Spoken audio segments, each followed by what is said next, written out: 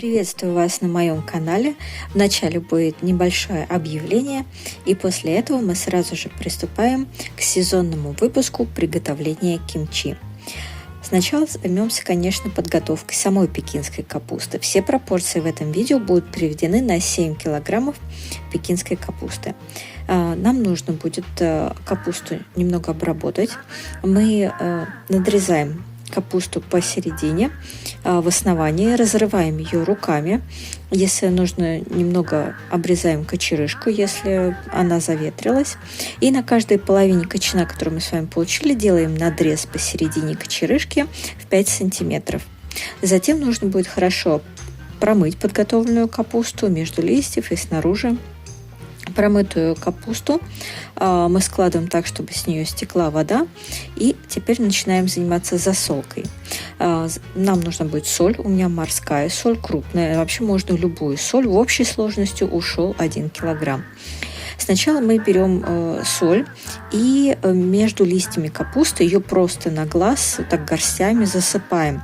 То есть приблизительно, допустим, у меня уйдет 500 грамм на то, чтобы засыпать между листьями, и 500 грамм я потом оставляю на то, чтобы растворить в воде. Приблизительно так. В принципе, все это делается на глаз.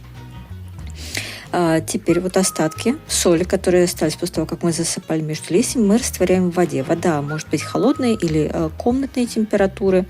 Количество воды, в принципе, оно не важно. Главное, чтобы у нас в конечном итоге вода покрывала все количество капусты. Заливаем вот этой соленой водой капусту, соответственно, складываем в какие-нибудь глубокие емкости. И будем держать ее в этой соленой воде 7 часов, приблизительно 7 часов летом, если в помещении жарко.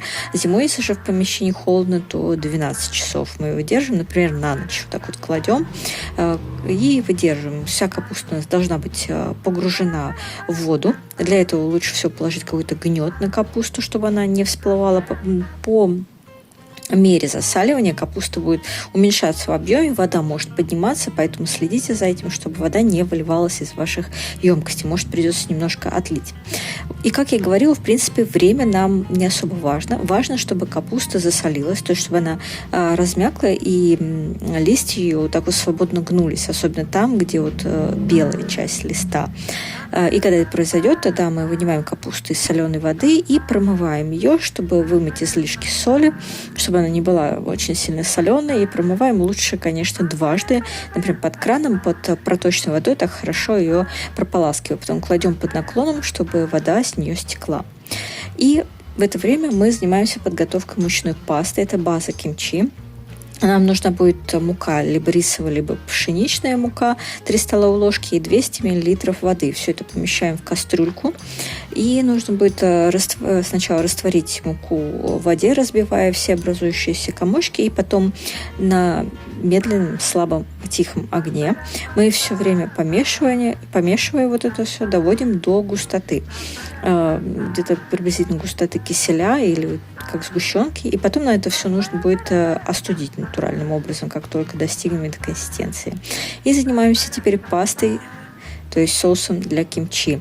Здесь вот перечислены ингредиенты, и я их показываю, которые сегодня буду использовать. И, в принципе, это основной такой необходимый набор, который обычно используется при приготовлении кимчи. Вот лук мы берем желательно тонкий, и дайкон, редька у меня здесь, почищенная уже, где-то размером с руку кусок, но вот я здесь так приблизительно указала, что половину, большую часть я пущу на соломку, чтобы нарезать, а остатки переработаю в блендере.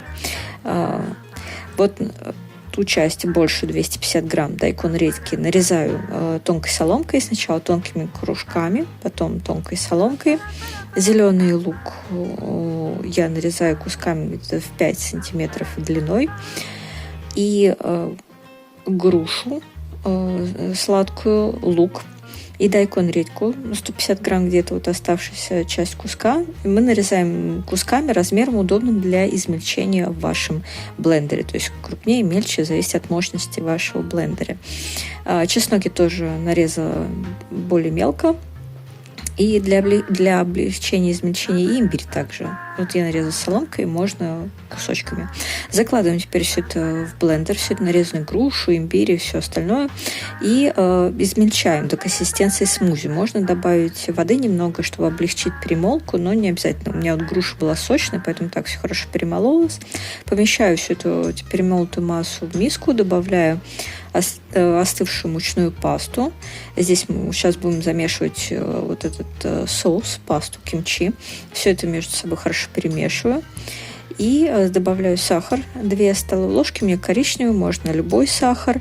Нам это не принципиально. Теперь сахар мы хорошо размешиваем. Размешали сахар и добавляем рыбный соус 4 столовые ложки, где-то около 300 мл. Можно использовать ферментированные креветки, если у вас есть, но рыбный соус, как правило, проще найти и купить. Теперь соус добавили рыбный, перемешали. И красный перец, чили порошок, кучуткару 20 столовых ложек приблизительно, это где-то 175 грамм. Перец может быть более мелкого помола, более крупного помола. И нам нужно будет все это хорошо перемешать. Приблизительно вот такую вот густоту мы с вами получаем. Если будет прям очень густо, можно чуть-чуть добавить водички, чтобы была пожиже. Но это не обязательно. Вот такая густота вполне пойдет. Тем более мы закладываем зеленый лук в эту пасту, нарезанную соломку дайкона. Они тоже настоятся и дадут некоторые такие жидкости. Вмешиваем все это в пасту и даем вот этому всему настояться 30 минут, не накрывая крышкой при комнатной температуре. И теперь, когда все готово, мы наносим пасту кимчи на капусту, с которой у нас уже за это время стекла вода. Промазываем листья капусты пастой кимчи с одной стороны или с обеих сторон. Кто-то делает так, кто-то так. Кому как удобнее. В общем, надеваем перчатки и, главное, промазываем хорошо листья капусты вот этой вот пастой. Соответственно, смотрите, распределять пасту так, чтобы вам хватило на весь объем капусты. Промазываем капусту, мы подгибаем листья под себя или одним или 2 листами капусты можно все это обернуть, саму капусту, и складываем в контейнер для хранения. Если у нас прохладно, то держим, настаиваем, запускаем ферментацию дольше. Если жарко, то меньше по времени. Здесь вот я приблизительно все указала, написала текстом, поэтому прочитайте. И, соответственно, потом мы ставим все это в холодильник после запуска ферментации и ферментируем в холодильнике 7 дней. Как правило, после 7 дней можно уже начинать есть, но где-то вот 7 дней, 2 недели, и можно уже начинать кушать. И вот максимальный срок хранения в обычном холодильнике 2 месяца. Вот я вам сейчас показываю, уже достаю контейнер из холодильника, как это вот через неделю уже выглядело.